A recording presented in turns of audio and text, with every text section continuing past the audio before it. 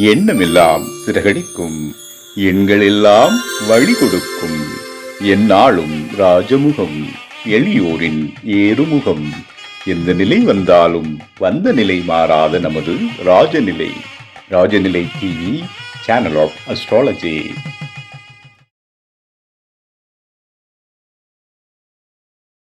குரு பிரம்மா குரு விஷ்ணு குரு தேவோ மகேஸ்வரக குரு சாட்சாத் பரபிரம்மம் தஸ்மி ஸ்ரீ குருவே நமக. குருவே வா ஆழ்க, குருவே துணை. அன்பிற்கினிய ராஜநிலை டிவி உறவுகளுக்கும் நேயர் பெருமக்களுக்கும் அன்பான இனிய நற்காலை வணக்கம்.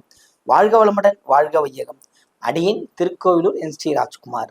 இன்றைய நாளுக்காக பஞ்சாங்க பதிவுகள், ராசி பலன்களை பார்ப்போம். டிசம்பர் மாதம் 8ஆம் தேதி 8/12/2025 திங்கட்கிழமை, தட்சிணாயனம், விஸ்வாவசு வருடம், கார்த்திகை மாதம் 22ஆம் நாள், தேய்பிறை, சங்கடஹர சதுர்த்தி. நல்ல நேரம் காலை 6:15 முதல் 7:15 வரை. மாலை நல்ல நேரம் 1:45 முதல் 2:45 வரை. கௌரி நல்ல நேரம் காலை 9:15 முதல் 10:15 வரை. மாலை கௌரி நல்ல நேரம் 7:30 முதல் 8:30 வரை. ராகு காலம் 7:30 முதல் 9 மணி வரை. குளிகை 1:30 முதல் 3 மணி வரை. யமகண்டம் காலை 10:30 முதல் 12 மணி வரை. இன்றைய திதி சதுர்த்தி திதி. இன்றைய யோகம் பிரம்மயம் நாமயோகம். இன்றைய கரணம் காலை 10:37 வரை பவம், பின்பு பாலவ கரணம்.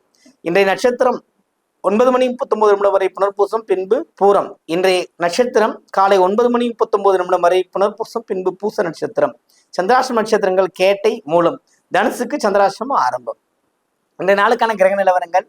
மிதுனத்தில் குரு, கடகத்தில் சந்திரன், சிம்மத்தில் கேது, விருச்சகத்தில் சுக்கிரன், புதன், சூரியன், தனுசில் செவ்வாய், கும்பத்தில் ராகு, மீனத்தில் சனி. இன்றைய நாளில் என்ன செய்யலாம்? அதாவது சங்கடகர சதுர்த்தி வழிபாட்டில் தேய்பிறை சங்கடகர சதுர்த்தி என்ன தரும்? மிகுந்த மன துயரத்தோடு என்ன செய்வதென்றே தெரியாமல் துயரப்பட்டு கொண்டிருப்பவர்களுக்கு இந்த தேய்பிறை சங்கடகர சதுர்த்தி அருட்பெரும் வரப்பிரசாதம். உங்களால் முடிந்த அளவுக்கு வீட்டில் பட்சணங்களை செய்து அவருக்கு படையில் வைத்து பூஜைகள் செய்யும் போது அதிக அளவில் ஆற்றல்கள் கிடைக்கும். சங்கடகர சதுர்த்திக்கு தேய்பிறைக்கு இன்னொரு பலன் உண்டு.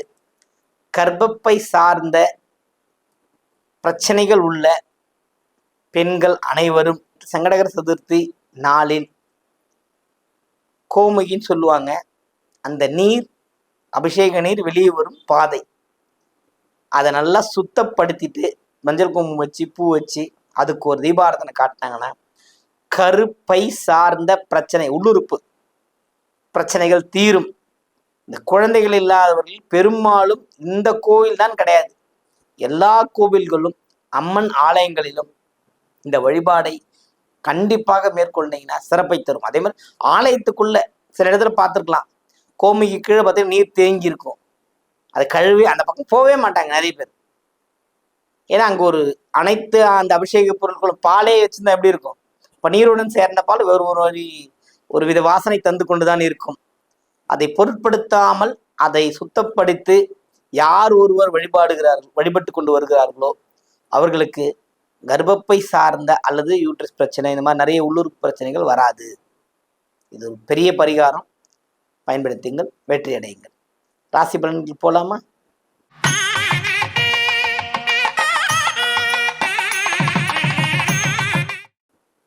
மேஷ ராசியைக்காரர்களை பொறுத்த மட்டும் இந்த நாள் அதிர்ஷ்டம் நிறைந்த ஒரு நாள்.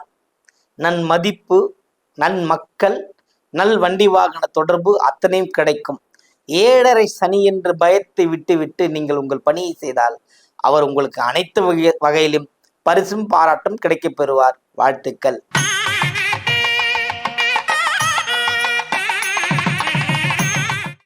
ரிஷபராசி அன்பர்களே, ரிஷபத்தை பொறுத்த மட்டும் இதனால் ஒரு சிறப்பான நாள் தான்.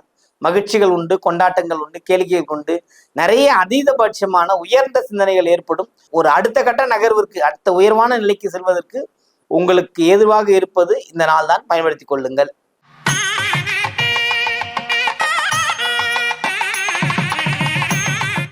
மிதுன ராசி அன்பர்களே, மிதுனத்தை பொறுத்த மட்டும் இந்த நாள் சிறப்பான நாள். மிகுந்த ஆர்வத்துடன் நீங்கள் எக்காரியம் செய்தாலும், எந்த விஷயத்தில் அணுகினாலும் மிதுனத்திற்கு வெற்றி தரக்கூடிய நாளாக இந்த நாள் இருக்கிறது. வாழ்த்துக்கள்.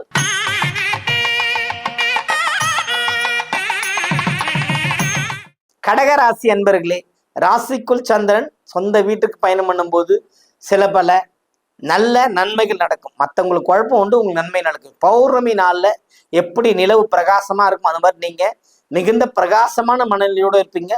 பரிசு, பாராட்டு, மகிழ்ச்சிகள் கிடைக்கின்ற அமைப்பு இருக்கிறது, பயன்படுத்திக் கொள்ளுங்கள்.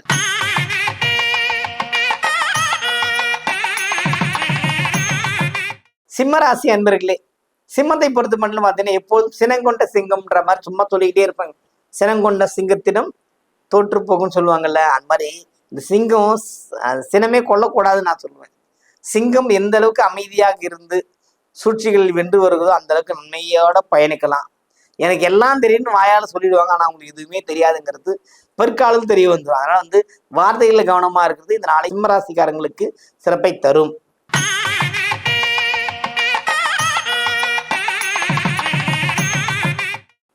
கன்னிராசி அன்பர்களே, கண்ணையை பொறுத்த மட்டும் இதனால் சிறப்பான நாள்.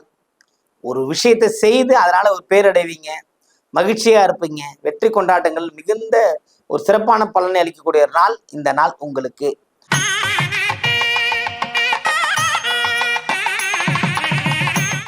துலாம் ராசி அன்பர்களே, துலாமை பொறுத்த மட்டும் இதனால் ஒரு ஆலய வழிபாட்டை மேற்கொள்வதற்கான வாய்ப்புகள் இருக்கிறது. அல்லது நீங்கள் போகணும்னு நினைச்சிருந்த குலதெய்வ வழிபாடு அல்லது உற்றாரோடு சேர்ந்து ஒரு சொந்தமா ஒரு இடத்துக்கு போய் அங்கே மகிழ்ச்சியா உண்டு கழித்து வருவதற்கான வாய்ப்புகள் கிடைக்கக்கூடிய அமைப்பு என்ற நாளே இருக்குது, பயன்படுத்திக் கொள்ளுங்கள்.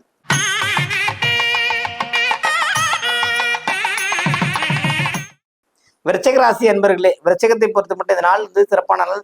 தனம் தானியம், சில ஒரு நல்ல விஷயங்களை தலையிடுவது அல்ல அந்த விஷயத்துக்கு ஏதேனும் உதவி செய்வது, அப்படி உதவி செய்து மகிழக்கூடியவங்களை விருச்சிகம் ஒருத்தர்.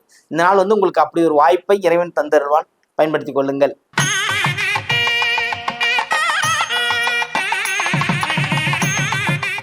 தனுசு ராசி அன்பர்களே, தனுசுவை பொறுத்தவரை சிறு மாற்றம். செவ்வாய் 12ஆம் அதிபதி 5ஆம் அதிபதி என்று சொல்லப்படுகிற செவ்வாய் ராசிக்குள் வந்து விட்டார். மிகுந்த எதிர்பார்ப்புகளை மேலும் அதிகரிக்க கூடும். கிடைக்காத விஷயத்துக்காக போராடியா ஜெயிக்கணும்னு எண்ணங்கள் வரும். இந்த நாள் உங்களுக்கு ஒரு சுகமான நாள், பயன்படுத்திக் கொள்ளுங்கள்.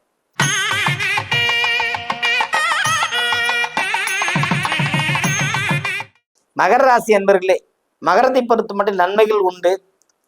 நிறைய பிளசன்ஸா நிறைய ஒரு கிஃப்ட் கிடைக்கிறது, அது போல மகிழ்ச்சியா இருக்கிறதுலாம் இந்த நாள்ல உங்களுக்கு இருக்கிறது. இந்த நாளை பயன்படுத்திக் கொள்ளுங்கள்.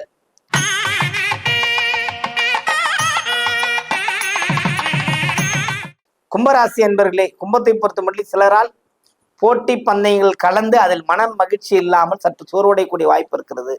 நாளை பார்த்து கொள்ளுங்கள். இந்த நாளை தவிர்த்து மித்த நாளில் முயற்சி பண்ணுங்க. வெற்றிகள், மகிழ்ச்சிகள், கொண்டாட்டம் கிடைக்கும். இந்த நாள் அமைதியாக இருக்க வேண்டிய நாளாக இருக்கிறது, பயன்படுத்துங்கள்.